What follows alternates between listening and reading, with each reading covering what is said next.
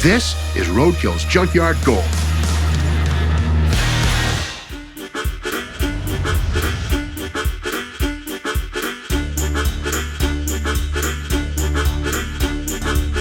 We're at L&L Classic Auto in Wendell, Idaho. The owner of this yard, Larry Harms, is a former farmer turned junkyard owner who's amassed a collection of over 10,000 classic American cars on 160 acres. He started this yard in 1967 with one philosophy: some cars are for parts, some are project cars to be left intact. This has led to a huge collection of highly desirable American muscle cars. Larry hinted at a Pontiac, which is a last gasp for the great one, and a Buick muscle car with plenty of speed. And of course, with speed comes the other side of the equation, the law. He told me about a very special 80s pony car that wears a badge and a 70s police cruiser with the heart of a Pantera. I'm also on the lookout for roadkill rescue that Dave and Mike could get out of here and running in 5 days. Frankly, the question with this episode will be what to leave out. Let's get started.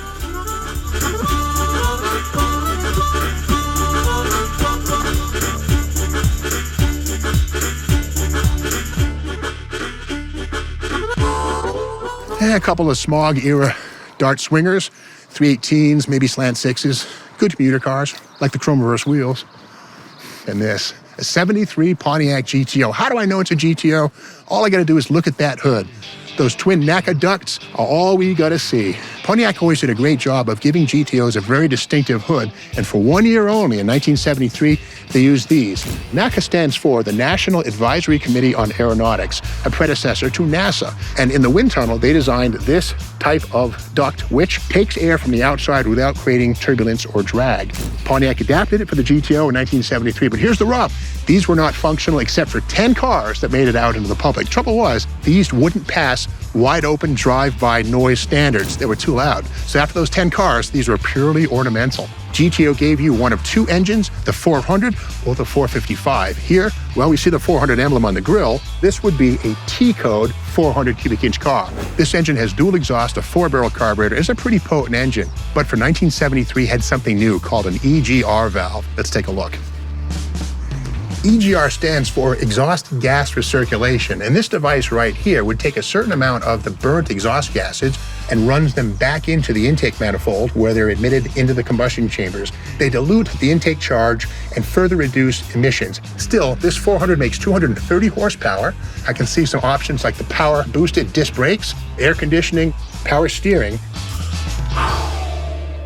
And I might just stop talking for a moment just to catch myself, if you don't mind. I'm not having a stroke, not yet. Something that wasn't an option was the telescoping front bumpers. Federal Motor Vehicle Standard 215 went into effect. Cars had to be able to have the bumper depressed 3 full inches, and within 24 hours, the bumper had to retract back to normal stance without any visible damage. General Motors came up with some shock absorber mounts, which were filled with fluid and oil, which actually allowed that to occur. But again, they weren't pretty, but they met the letter of the law. Back to the options. This car does have the P06 polycast wheel. This is actually urethane rubber, a flexible urethane face, and that 15 by 7 inch wheel was actually one of the largest wheels ever available on GTO. The 73 GTO was offered in 2 different body styles. While the sheet metal is largely the same, it was all about the rear side window. The most popular one was known as the D37 body type, which had integrated slats built in, was kind of sleek, kind of sinister. This is known as the F37, which actually has the full window for better visibility outside of the car. The rear axle will have a 323 axle ratio, pretty peppy, but when you got air conditioning like this car, it dropped to a 308 to 1. This does have the anti-roll bar in the back, which was part of the heavy-duty suspension. It's so original, it still has the Delco spiral shock absorbers. But one of the most important things on any GTO is which transmission it has. For that, we gotta go inside. Okay, a bit of a bummer. This is a column-shifted automatic car. You could have had a 3 or a 4-speed on the floor or a console-shifted automatic. So this was probably bought by somebody who had a family and wasn't that worried about being the ultimate king on the street. As good as the 73 GTO is, it can be even better.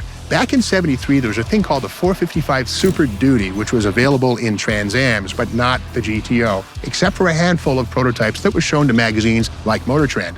I think what I do here is make a replica of a 455 Super Duty 310 horsepower engine, put a 4-speed transmission behind it, and I would clone the functional NACA duct hood and make this into a what-if 455 Super Duty 73 GTO.